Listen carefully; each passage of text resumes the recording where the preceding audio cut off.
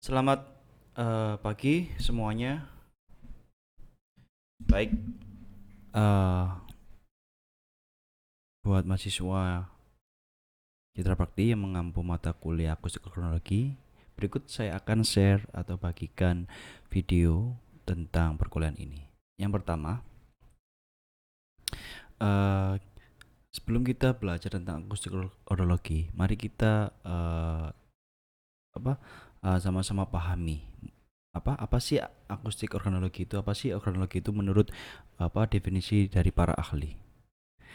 Oke, untuk ahli yang pertama yaitu dari Kriswanto.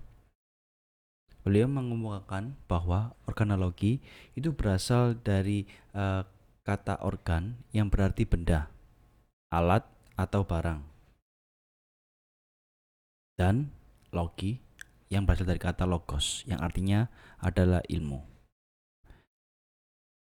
Nah, dari apa yang dikemukakan oleh ahli pertama ini, saya bisa menyimpulkan bahwa organologi adalah suatu keilmuan yang membahas tentang benda, alat, atau barang. Seperti itu. Terus kemudian untuk ahli yang berikutnya itu juga memberikan pendapat atau mengemukakan pendapat bahwa studi tentang instrumen musikal itu dilakukan dengan dua pandangan dasar. Jadi yang pertama struktural dan fungsional. Itu dari Susumo Kasim.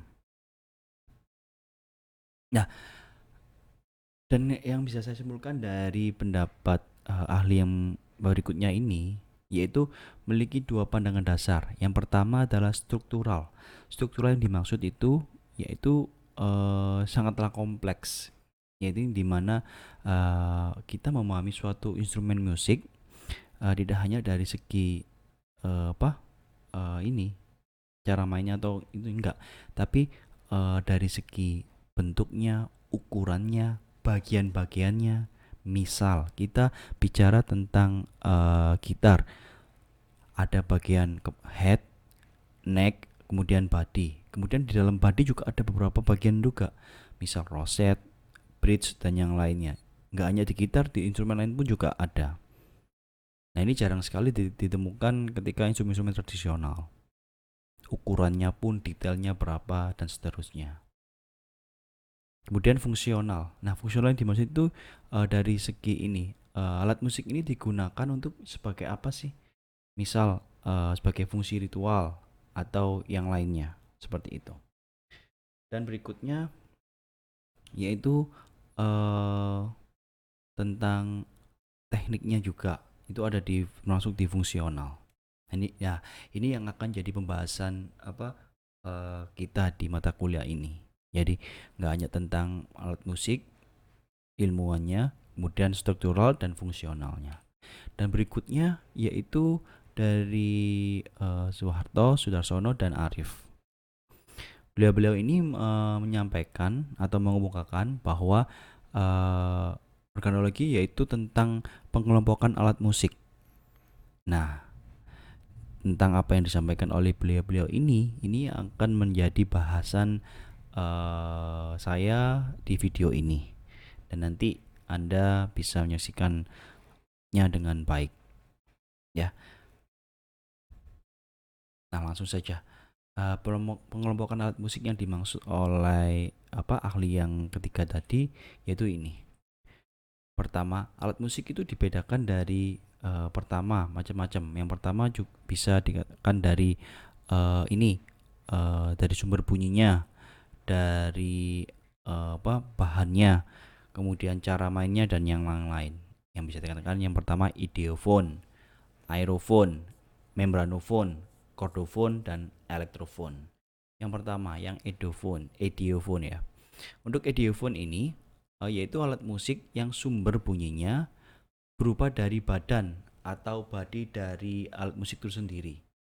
Contoh yaitu yang pertama ada gong, kemudian ada angklung, kulintang, dan yang terakhir yaitu kentongan.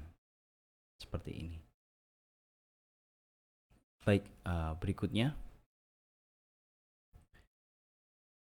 yaitu aerofon. Di mana aerofon ini yaitu alat musik yang sumber bunyinya berupa air atau udara.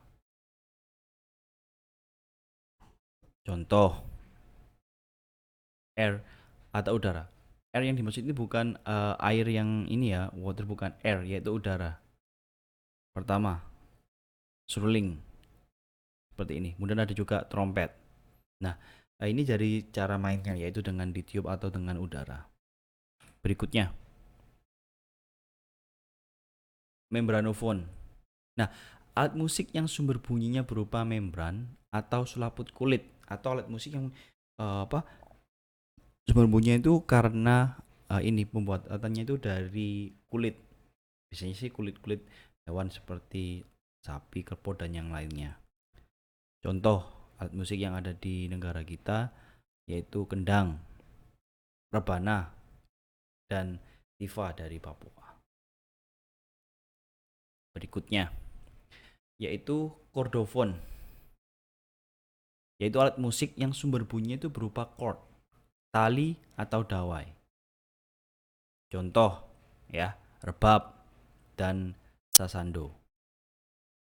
Bedanya untuk rebab ini cara mainnya yaitu dengan digesek, kemudian sasando yaitu dengan cara dipetik. Tapi sekarang hanya pengemlokan musik ya. Untuk dari detail teknik permainannya nanti ada pembahasan di mungkin pertemuan selanjutnya ya. Dan berikutnya, elektrofon. Nah, alat musik yang sumber bunyinya dari elektro, yang dihasilkan dari elektro atau listrik.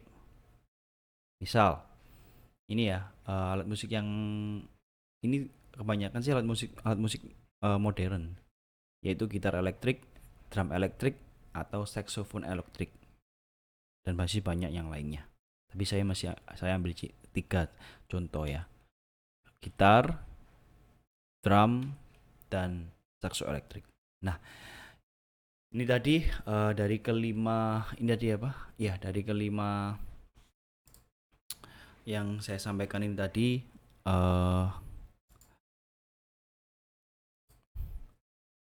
harapan saya kalian semua bisa memahaminya, yaitu ideofon, aerofon, membranofon, kordofon, dan elektrofon. Ini terkait awal sebelum kita melanjutkan untuk pembahasan materi di pertemuan-pertemuan selanjutnya di mata kuliah ini.